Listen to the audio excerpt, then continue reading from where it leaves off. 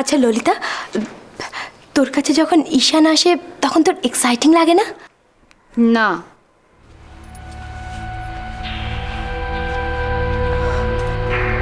তুই তুই কখনো ঈশানকে মিস করিস না? না, অ্যাটলিস্ট ট্রাই অ্যান্ড সি, হয়তো তুই ঈশানকে মিস করবি। মনে আছে তুই সিটকে কিরকম মিস করতিস? কানের কাছে সিক সিক করে ঘ্যান ঘ্যান করবি না তো, ভাল লাগে না। আই ওয়াজ আ ফুল যে আমি ওর প্রেমে পড়েছিলাম। চিট, ও একটা বড় চিট। আর ওকে যদি একবার তুই হাতে পাই না তাহলে মাথা ধরে ভেঙে দেবো। ললিতা, সিট এখানে নেই ললিতা।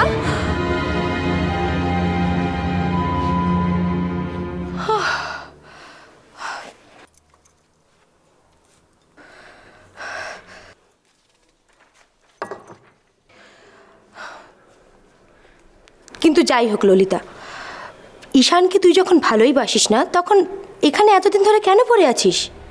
ঈশানকে ওর ম্যারিড লাইফ থেকে ডিপ্রাইভ করার তোর কোনো অধিকার নেই। সুডি, বিশ্বাস কর, ঈশান ভালো আছে, খুশি আছে। ওকে দেখে মনে হয় না যে ওর ডিপ্রাইভ এইসব কিছু মাথায় আসে বলে। এখন মনে হয় না, কিন্তু আজ থেকে 10 বছর পরে মনে হতে পারে। আর শুধু ঈশানের কেন, তোরও রিগ্রেট হতে পারে। তোরও মনে হতে পারে যে ঈশানের স্ত্রী হয়ে তোর সারাটা লাইফ নষ্ট হয়ে গেল।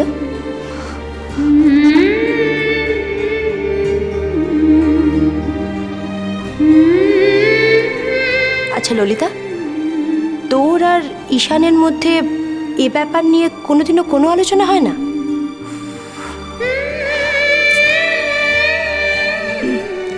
না, কখনো আলোচনা হয় না।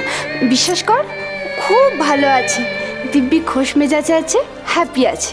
ও কোনোদিন এসব নিয়ে কিছু আলোচনাই করে না।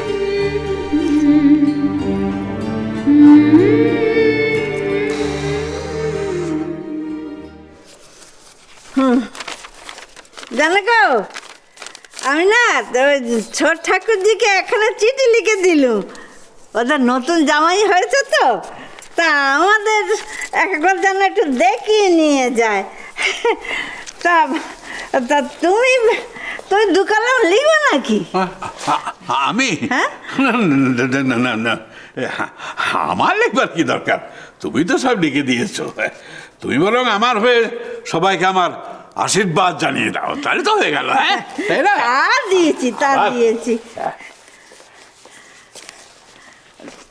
হ্যাঁ গো, তুমি এটা তো না একটুখানি ওদের দুর্গাপুরের ঠিকানাটা ইংরেজিতে লিখে দাও। হ্যাঁ, পারবে তো? পারবো না? আমার কি কঠিন গান? আরে ইংলিশটা একটা ঠিকানা লিখতে পারবো না? নিশ্চয়ই পারবো। দাও দাও দাও দাও দাও দাও। ইয়ে দেখি দেখি, ঠিকানা খাতাটা দেখি, ঠিকানা খাতাটা দেখি।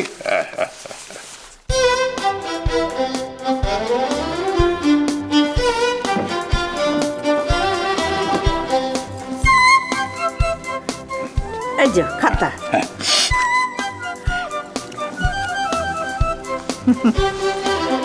এককালে আমরা কত ঘুরেছি বলো।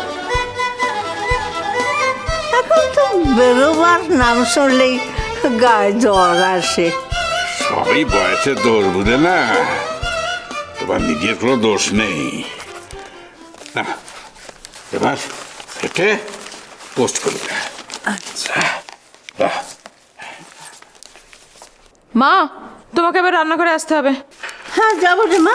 আর তুই একবার এদিকে আয় তো। এই চিঠিটা একটু সেঁটে দিয়ে রাখে ফেলে দিস। ছোট পিসিকে লিখেছ?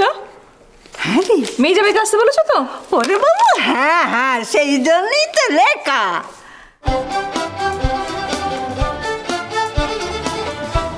বাবা, বাবা, এটা তুমি লিখেছো? হ্যাঁ, ছোট পিসিদের ঠিকানা লিখেছো, অজিতদের বহরমপুরের ঠিকানা।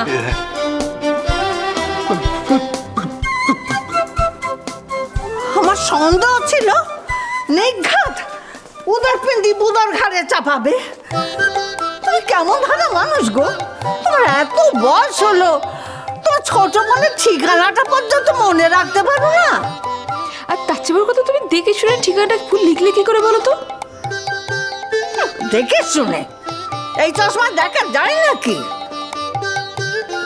যত সব বুড়ো বয়সে ভীমরতি ধরেছে। এই পুরো একখানা চশমা নিয়ে বাড়ি শুদ্ধ লোককে একেবারে রাস্তা নামুদ করছে। বলি কার পয়সা? হ্যাঁ, কার পয়সা তুমি বাঁচাচ্ছ শুনি? এখানে পয়সা বাঁচাবার প্রশ্নটা আসছে কোত্থেকে? এখানে পয়সা বাঁচাবার প্রশ্নটা আসছে কোত্থেকে? পুরনো জিনিস বলে সব ফেলে দিতে হবে নাকি? তাহলে আমাকেও ফেলে দাও। তোমার কথাটা তুমি বলতে পারলে? শুনলি না তো শুনলি? আমি কি এই সমস্ত কথা বলেছি? কখনো মা চুপ করো, মা চুপ করো না। সারাক্ষণ বাড়িতে চিৎকার চেঁচামেচি ভাল লাগে না। আমি এটা বদলে ভালো করে লিখে দিচ্ছি। চেঁচামেচি করো না বাবা, আর ভাল লাগছে না।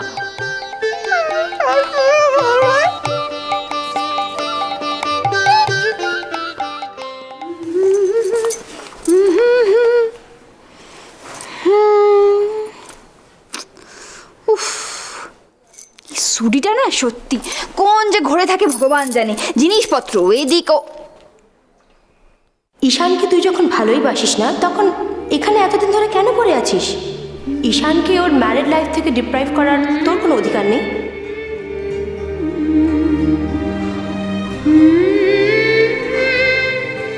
ডিপ্রাইভ করবার কি আছে? এখন মনে হয় না, কিন্তু আজ থেকে 10 বছর পরে মনে হতে পারে। তোরও রিগ্রেট হতে পারে, তোরও মনে হতে পারে যে ঈশানের স্ত্রী হয়ে তোর সারাটা লাইফ নষ্ট হয়ে গেল। তোর আর ঈশানের মধ্যে এ ব্যাপার নিয়ে কোনোদিনও কোনো আলোচনা হয় না?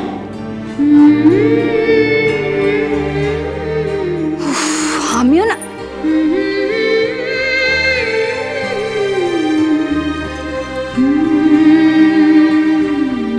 ঈশান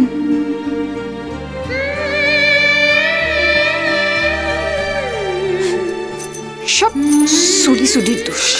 ওই সুলি মিলে না আমার পুরো মাথা গোলমাল করে দিয়ে গেছে। নতুন বৌদি, তোমার জন্য চা বানাবো না কফি, কোনটা? ঈশানকে জিজ্ঞেস করতে হবে। হ্যাঁ, ঈশানের সাথে আলোচনা করলে সব সমাধান হয়ে যাবে। তুমি অফিসে ফোন করে ছোটদাকে জিজ্ঞেস করবে চা খাবে না কফি খাবে? অফিসে ফোন করব কেন? বাড়ি আসুক, তারপরে আলোচনা করব। ছোটদা তো সেই কখন অফিস থেকে ফিরবে, তুমি ততক্ষণ বসে থাকবে চা বা কফি কিচ্ছু না খেয়ে? ও মা, এ কি কাণ্ড! নতুন বৌদি, ও নতুন বৌদি, সঙ্গের মতো মুখের সামনে দাঁড়িয়ে আছিস কেন? কোথায় কোথায়? কি কি কোথায়? ও মা, তোকে কফি আনতে বললাম যে, কোথায় রেখেছিস? কফি নাকি আনিসনি? কফি না, মানে তুমি তো বললে ছোটদা ছোটদা। ছোটদা কি করছিস? ছোটদা কি এখন আমার এখানে দাঁড়িয়ে আছে নাকি? ছোটদা এখন অফিসে। ছোটদা আসতে সন্ধ্যা হবে, তুই গিয়ে আমার জন্য এখন কফি নিয়ে আয়।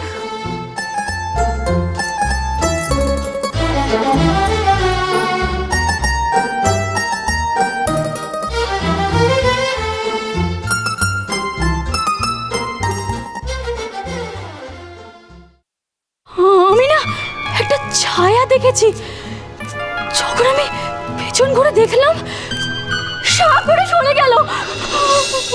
কি বলছিস কি?